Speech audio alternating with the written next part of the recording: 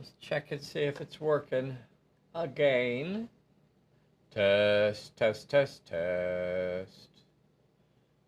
Checkity, checkity. So this is a test of our live stream. We're really trying to find out whether or not we're going to be able to do our live game tomorrow.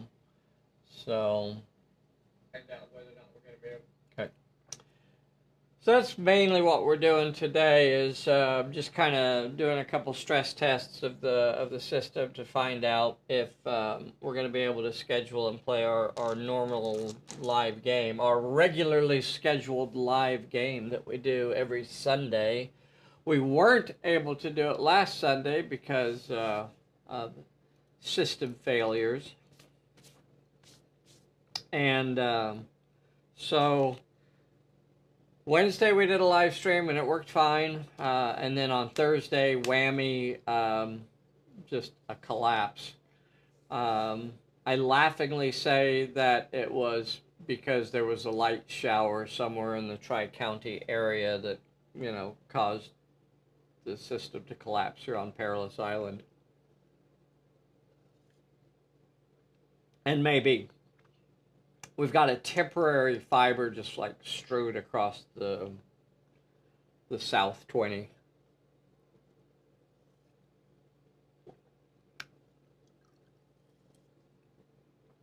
So who knows how well that's actually connected or anything. So I don't know. We'll see. They're supposed to come out and bury it, but it's not buried yet. It's just laying across the yard. But we are going to talk about some fun stuff. I got stuff. Are you a fan of stuff? Do you like stuff? Well, you came to the right place because I do love stuff. So, check out stuff. Oh my goodness. So this is a picture of what we're going to be offering as the attendees package.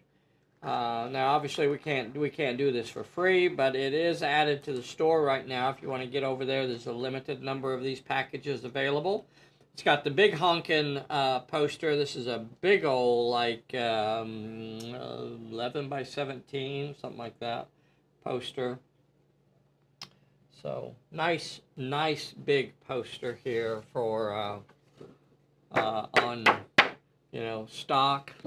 Very cool, very nice poster. So there's that, and then we have the mini poster as well. So we got that, a little, you know, 8.5 by 11 sort of thing. We've got the Amish War Disc commemorating Pulp Alooza 2025. Of course, hand whittled by Elder Burkhart. We've got some cool limited exclusive cards. We got the Hey Palooka, we got Let's Go Again, and we got the Great Gonga. So all of those, and of course Great Gonga also has, this is the Pulp Alooza 2 edition of Great Gonga, who is featured prominently on the a lot of the Pulp Alooza stuff, so that's pretty cool. Also got the Pulp Alooza red sticker. We got a director's sticker. We got a jumbo Pulp Alley sticker to put on your car or your neighbor's cat or however you choose to live your life. We got a cool pen. I hate mailing these because they always poke me and they hurt, the poison pens. We have the judge's assessment. So, and then some other little things as well. But that's the meat and taters. So there's 2 packages added to the Pulp Alley store. There's the attendees package, you know, it's free shipping, but it also includes more stuff. I hate shipping the posters, so I refuse to ship the posters. But if you're coming to Pulp Alooza and you want one of those posters, you can get one. Get over to the Pulp Alley store while they're still available and order one of those. And then the collector's package does not include the giant poster or the pen and some other stuff, but and it's less expensive, but it does cost shipping. So if you get the collector's package, it is going to charge you shipping because that will just ship to you. But if you get the attendees package, it does not charge you shipping, because the only way you're going to get these is by showing up in Albuquerque, New Mexico, October 16th to the 18th, and come see Bessie and I while we're at Slice and Dice Pizzeria on Wyoming Boulevard, October 16th to the 18th, for some Pulp Alley fun. The premier pulp gaming event of the season. Trust me, I know what I'm talking about. Hello, Sean Hudson. Hello, Marty Devine. Hello, Nuke Pondskiver. Hello, Jim Stute. Since our chipmunks love... love what? Marty Devine, Sean Hudson. Howdy, howdy, howdy. Sounding good. Oh, yeah. Sean Hudson, Marty Devine. Since our love chewing on our cable, I know full well the cable isn't on. Yeah. Yeah, you know... The first guy that came over to work on it, he spent nearly 4 hours out there working on it. And then he finally just gave up and go, oh, the boss is getting mad at me. I gotta go. I'm gonna have to give up. Which is an exact, if you had talked to him, that impersonation is exactly the way he spoke. What is this? Go away, little commercial. So... Don't forget to like the video. Oh, there you go. Hey, Bessie's on here. Bessie's next door pretending to work. So, Oklahoma fiber cyber attack chipmunks. That's right. That's right. So, I asked them not to run the fiber, like tack it up along the faucet or something, just so it's not, you know, running across the yard. But of course, you know, yeah, it ends up laying across the yard, and that's where it is. Hey, Manny Marino, I think is going to come join us. Sean Hudson,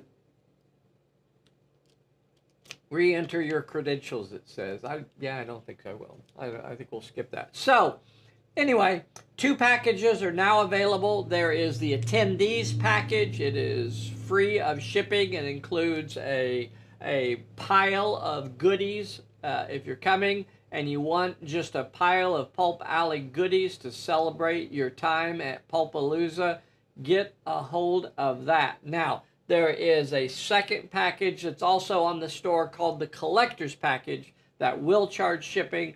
It's a little less expensive than this, but it also doesn't include everything that the attendees package includes. Now, let's talk about some Magic cards. I wanted to just kind of go through the deck real quick, and this is very much a stress test of our live stream setup to find out if we're going to be able to live stream our normally scheduled game tomorrow. Hey, Adam, thank you so much for joining. And Bessie's on here. Adam's going to be coming. I don't know if Adam saw the cards. That we do. We got Manny on here. Let's see who else on here. Sean and Greg and Jim from Texas. John in Tucson. There's Manny's card. Look at that, Manny's card right there. The numbers were based on just the order in which they were ordered. So it's all about the order in which they were ordered, and then that's what determines the numbers on there. There's the great Sean. I hope to see Sean Hudson in Albuquerque. Now, if for some reason you're not able to attend, we will ship your card to you at the next package that we ship to you. I screwed up on that one. Jim T is actually, the T is supposed to be a Y. So, yeah. Sorry, Mr. Ruth. That was a screw up there. But if you squint and you turn it sideways and you can't hardly see out of one eye and you're blind in the other, there's a Donovan, and an Adam. Yeah, hoping to see them. And then we'll have some just blankies that we can write on with a Sharpie when we see you there.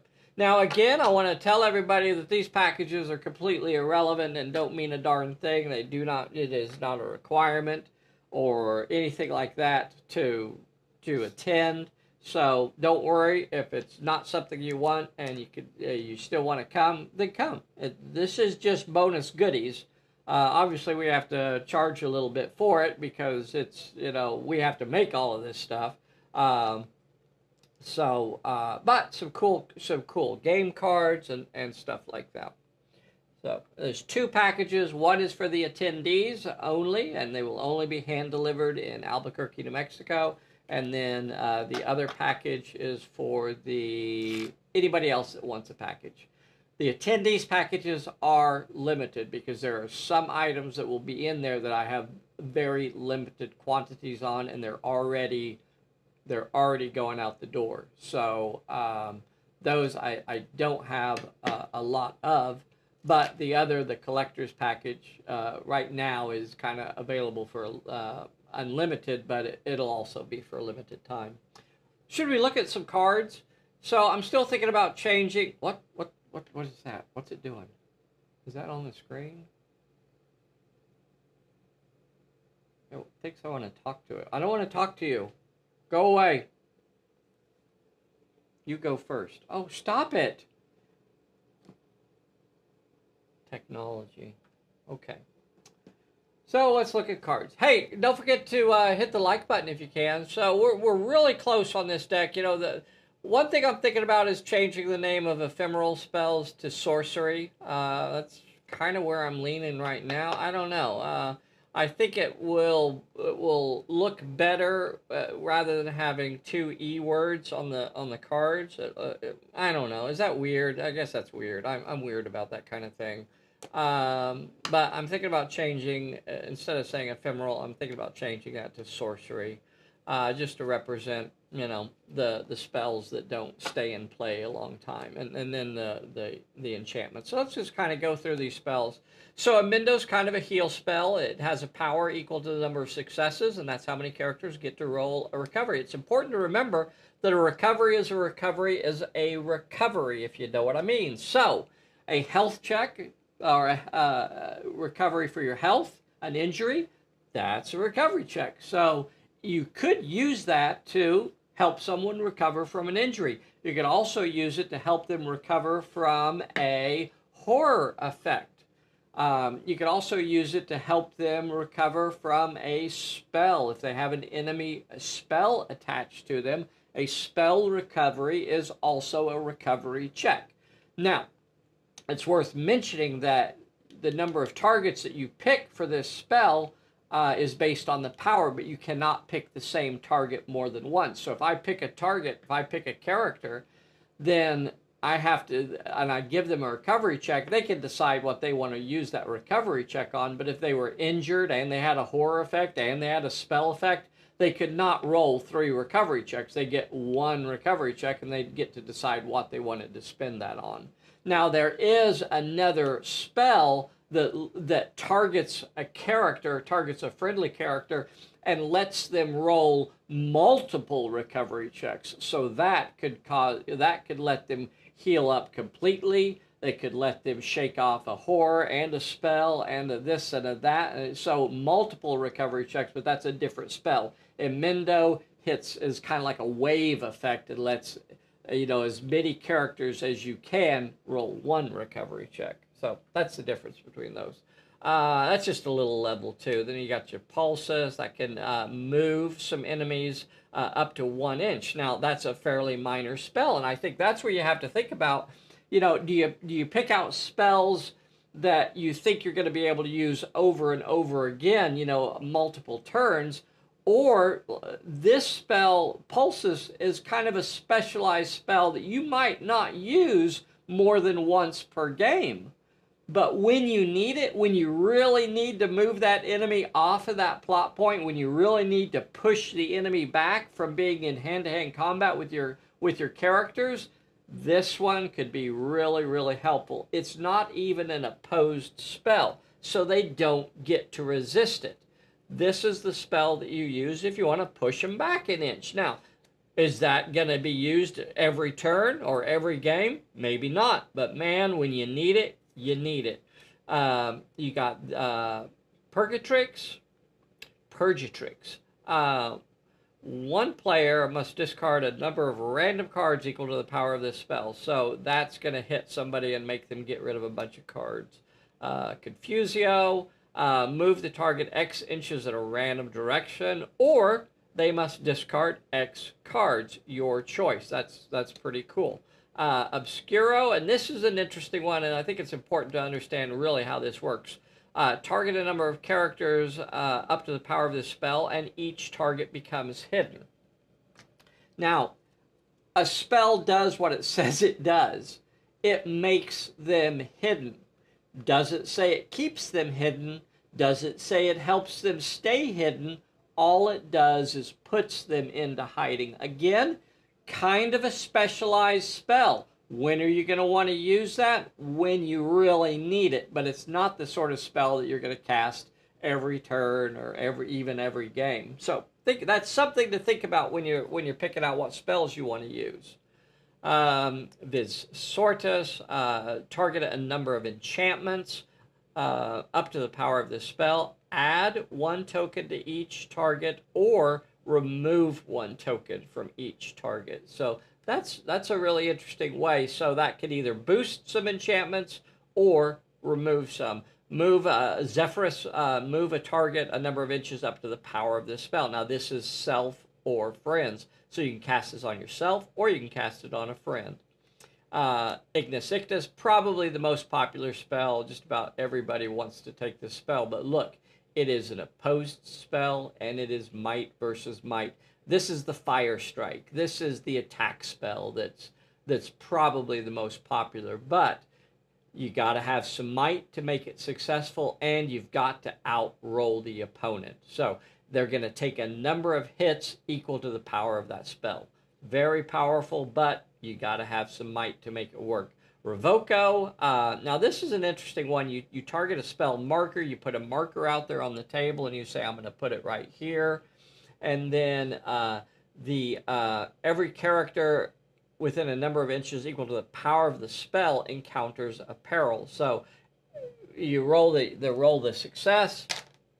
You get 3 successes. So that is a big 6-inch diameter circle right there. 3 inches all around that marker, whatever you chose as your point of contact. And it's also important to note that this is one of the very few times when you can actually injure a friend with a spell, because all characters within that area must roll for the peril. So you hit everybody within that area. So the power determines the size of the spell, but it is going to catch everybody in there. Another attack spell. Tumultus, might versus might, so you can target must discard X cards or encounter a random peril, your choice. Ab initio, you become the director, or you get to draw a card. Here's a cunning spell, draw a number of cards equal to the power of the spell if you want to fill up your hand. Stabilitist, add or remove a number of tokens equal to the power of the spell from an enchantment. So that kind of boosts your enchantments, or takes down an enchantment, if I remember right. Add or remove. So if you want to break an enemy's enchantment, this is the one. So you can either use it to boost your own enchantments or use this to take down an enchantment. Fragor, target a number of enemies up to the power of this spell, and each of them takes 1 hit. Jactus, that moves an enemy character. Sonopurus, roll the target, so this targets a self or a friend, and the target rolls a number of recovery checks up to the power of this spell. So if I rolled 2 successes, I would get to roll, whoever I targeted with that spell would get to roll 2 recovery checks. So if it was like a leader and they were down to a D6 health, or even if they were down, I could get them back up to D6 and possibly up to D8, but it's a roll. So they might stay down and not do a darn thing. Also, the result of that recovery check, takes effect immediately. So if that first one, if they're down and I fail it, that means they are gone. So you want to make sure you roll each one of those in sequence. Okay, Sign of Pierce could also be used to get rid of a enemy enchantment. Tokens could also be used to get rid of horror effects. Relinquo, oh, makes an opponent drop a plot point. How dirty is that? How dirty. Now they get to pick the plot point. And once again, you cannot drop a no-drop item or a no-drop plot point. Duelim is just goes against one single enemy. This is important, and this is a big level 4, might versus might. The target suffers an injury. That is not even a health check, boys and girls. Doesn't say they take hits. Doesn't say they have to roll a health check. It says they are injured. Goes past the health checks, go past the hits. They are injured. Now, that's if you win.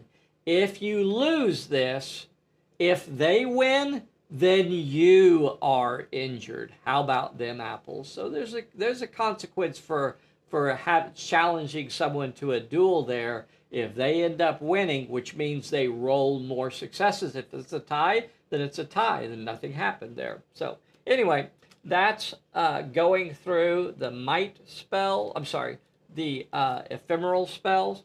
Still think I might change the name to sorcery. I don't know. I was talking with Bessie about it earlier. I don't know. We'll just see how it goes.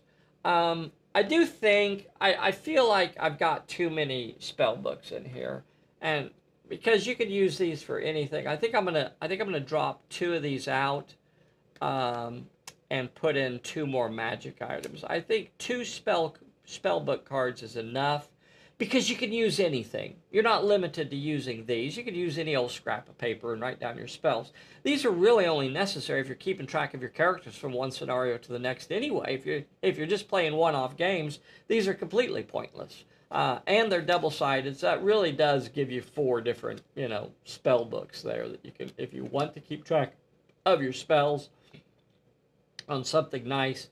But I think 4 of them is just a little too much. I hate committing 4 cards to that. And I already have a bunch of magic items designed. There's the Brazen Head. Hey, Mr. Lowe, did you see that? So there's the stats for the Brazen Head right there on the card. So you can summon the Brazen Head. You got Sequoia's Pipe, Spirit Familiar. You guys, those of you that have the It Belongs in a Museum, you'll recognize the artwork and the names. So that's where these came from. Spirit Amulet, Hyksos Fragment, Arcane Focus, Enochian Idol, Dryad Sprig. So right now I had 9. I cut down the number of magic items to put more spells in it. But now I think I'm gonna reduce the number of spell books and add this. And that's why we are players. That's why we go through all of this process. It would be so easy to just throw something together and release it and say, here you go. Good enough is good enough. We're not going to play it anyway. We're going to move on to another game here in another month or so anyway. So it's not like we're ever going to talk about this game ever again, right? You know how most companies do.